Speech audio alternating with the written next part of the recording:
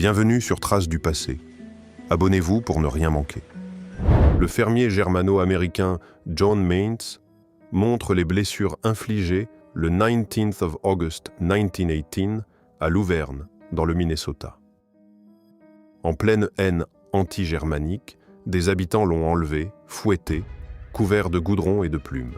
Pendant la Seconde Guerre mondiale, un immense ballon en forme de pieuvre est testé au centre d'entraînement de camp Tyson, dans le Tennessee.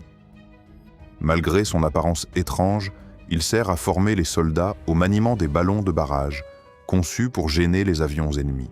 Le four juillet 1905, une foule assiste probablement à Pueblo, au Colorado, à un spectacle de cheval plongeur.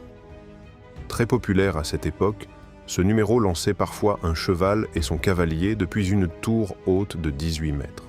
En 1864, Robert McGee, orphelin de 13 ans, survit à une attaque de guerriers Sioux qui lui arrache le cuir chevelu.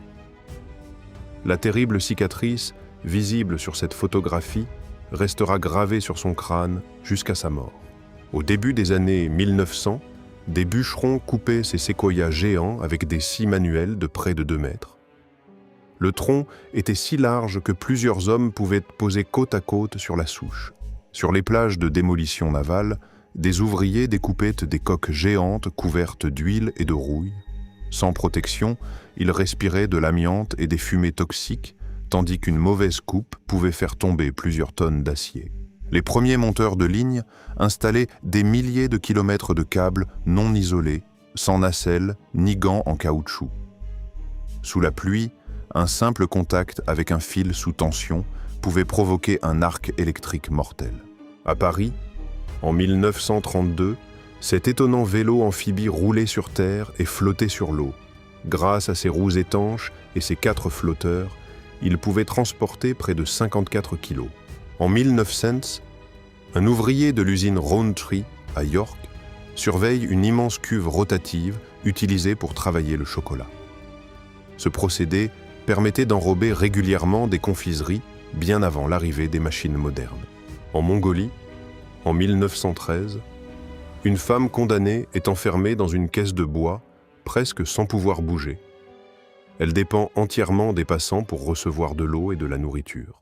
En Kakhétie, en Géorgie, cet homme pose en 1881 devant un immense kvévri destiné au vin.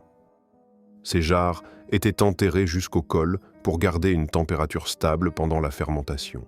Dans les premiers laboratoires à haute tension, des assistants s'approchaient de machines géantes sans connaître tous les dangers de l'électricité et des rayons X. Certains pionniers ont subi de graves brûlures ou perdu des doigts, victimes des technologies qu'ils testaient. James Naismith tient ici un ancien ballon et l'un des premiers paniers de basket. En 1891, il inventa ce sport avec 2 paniers à pêche suspendus dans un gymnase.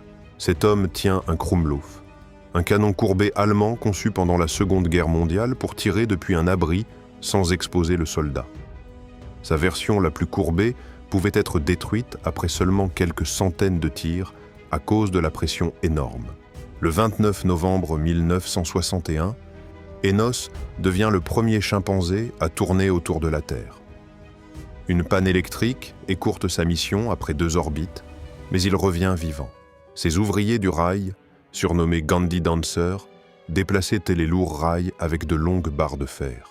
Ils chantaient en rythme pour synchroniser chaque geste, car une seule erreur pouvait écraser un homme. En 1938, à New York, ce revolver Colt de calibre 38 portait un petit appareil photo qui se déclenchait à chaque tir. À gauche, 6 clichés réellement pris par cette arme étonnante. Le 14 octobre 1957, cette tondeuse du futur plaçait son conducteur sous une sphère en plastique de plus d'1,50 m de diamètre. Elle promettait un siège à coussin d'air, la climatisation, un radiotéléphone, des phares et même une boisson fraîche. En 1909, cette salle préparait les fils de coton avant leur passage sur les métiers à tisser.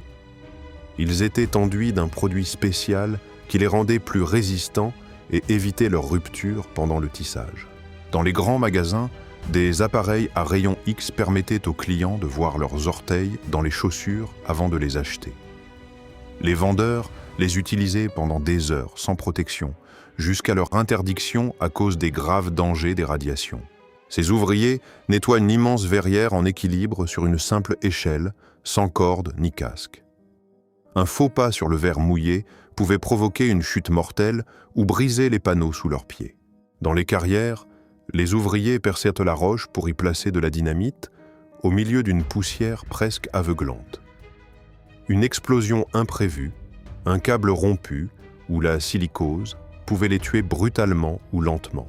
En 1888, Harriet Cole, femme de ménage dans un hôpital, a légué son corps à la science.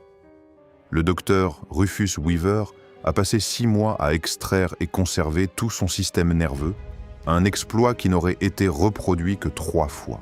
Vers 1927, Adolf Hitler pose en lederhosen une tenue bavaroise traditionnelle.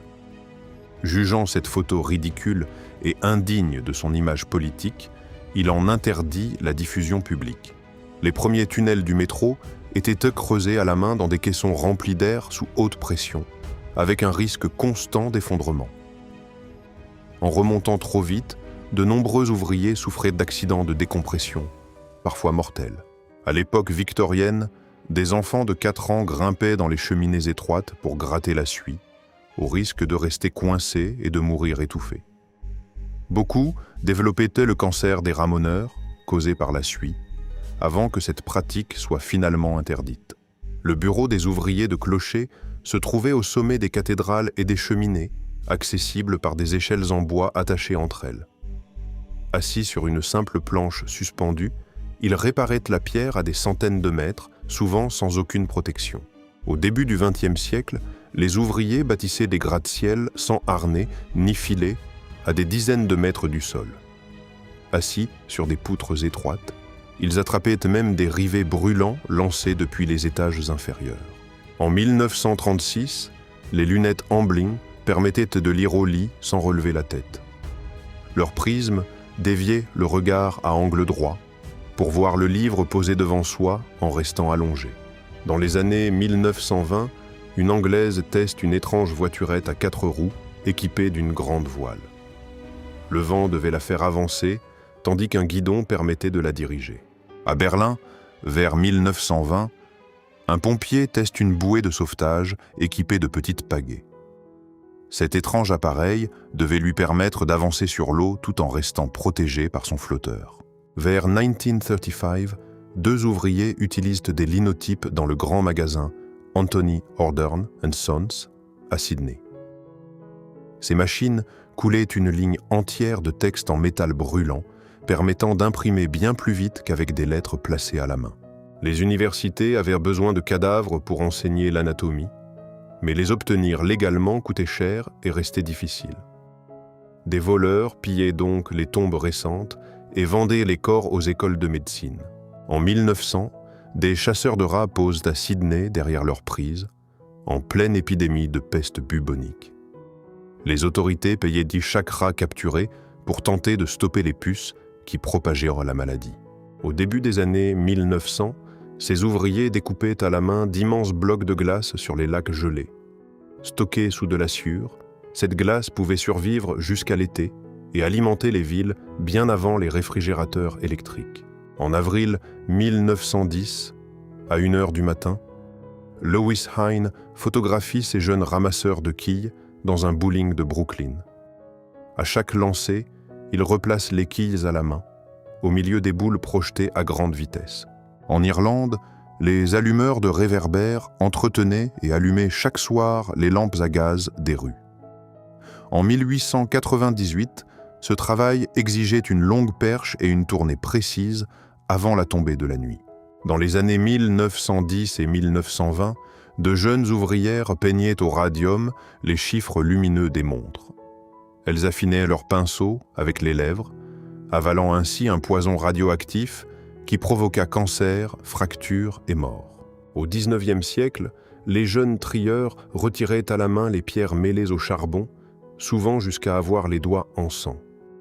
Pendant des heures, ils respiraient une poussière noire qui abîmait leurs poumons, au milieu de machines capables de les tuer. En 1922, Cet étrange wagon utilisait une immense brosse rotative pour nettoyer les parois et la voûte des tunnels ferroviaires. Son long bras atteignait les zones couvertes de suie, accumulées par les locomotives à vapeur. Au début du XXe siècle, des inspecteurs fouillaient les cours pour repérer chaque réservoir où les moustiques pouvaient se multiplier. Ils vidaient les récipients ou versaient de l'huile pour étouffer les larves avant qu'elles ne propagent des maladies mortelles. Avant que le téléphone se généralise, de jeunes coursiers livraient à pied ou à vélo les télégrammes urgents, les ordres boursiers et les nouvelles familiales. Ces garçons du Canadien Pacifique transportaient ainsi des informations capables de bouleverser une fortune ou une vie. Dans les années 1860, les fabriques de cigares cubaines engageaient des lecteurs pour raconter des histoires aux ouvriers. Cette tradition gagna les usines de Tampa, avant de disparaître après la grève des fabricants de cigares de 1931. À Toronto, dans les années 1890, des ouvriers découpaient à la scie d'énormes blocs de glace naturelle. Transportés par traîneau, puis conservés sous de la sciure, ils alimentaient les glacières avant l'arrivée des réfrigérateurs. En 1951, ces draveurs débloquent un embâcle de tronc à Carrick Pitch avec de longues gaffes appelées péavis. Un seul faux pas pouvait les coincer sous des tonnes de bois en mouvement et les noyer en quelques secondes. Bien avant que les montres deviennent courantes, certaines usines et villes payaient des employés pour actionner ces puissants sifflets à vapeur. Leurs signaux annonçaient les changements d'équipe et avertissaient toute la population en cas d'urgence. À l'époque du cinéma muet au Japon, le benshi se tenait près de l'écran et racontait le film en direct. Il prêtait sa voix aux personnages, expliquait les rebondissements et guidait les émotions du public. Au début du XXe siècle, des enfants assis près de convoyeurs rapides retiraient l'ardoise du charbon à main nue. Ce travail dangereux leur coupait les doigts et remplissait leurs poumons de poussière. Au début des années 1900, des spécialistes écrivaient et dessinaient les cartons qui remplaçaient les dialogues du cinéma muet. Placés entre les scènes, ils expliquaient l'action, lançaient les blagues et contrôlaient même le rythme du film. En 1871, cette femme transportait des seaux d'excréments humains appelés engrais de nuit. Cette matière était collectée dans les villes puis vendue aux fermiers pour fertiliser les champs. Aux Pays-Bas, en 1956, ce laitier servait le lait directement dans le récipient de chaque client. Avant les briques et les supermarchés, cette tournée quotidienne était essentielle pour conserver un produit qui se gâtait très vite. Dans les fabriques de cigares, un lecteur lisait à voix haute les nouvelles et des romans choisis par les ouvriers. Cette tradition transformait les longues heures de travail en source quotidienne d'information, de culture et de divertissement. Aux centrales magnéto de la National Telephone Company, les opératrices reliaient chaque appel à la main en branchant des câbles. Une seule erreur pouvait connecter deux inconnus ou permettre d'écouter une conversation privée.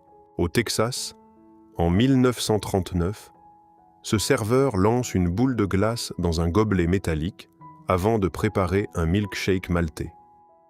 On appelait ces employés des soda jerks, car ils actionnaient les leviers des fontaines à soda d'un geste sec.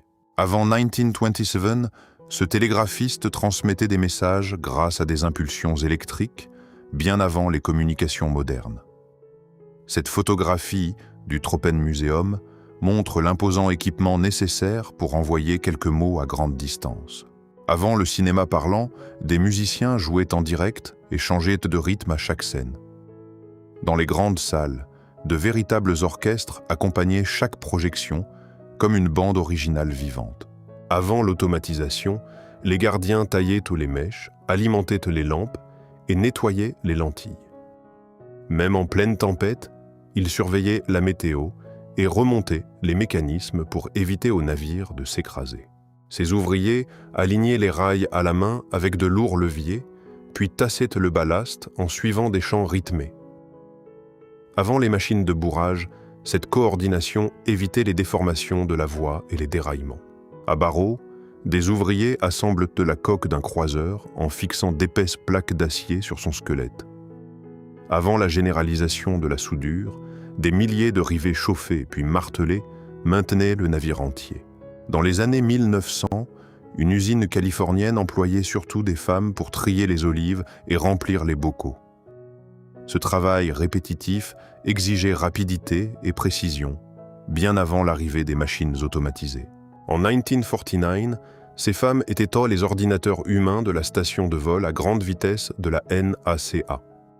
Elles calculaient à la main les données d'essai qui ont préparé les futurs records de vitesse américains. Si cette vidéo vous a intéressé, laissez un like et abonnez-vous à Traces du passé pour ne rien manquer. Dites-nous en commentaire quelle photo vous a le plus marqué. Merci d'avoir regardé.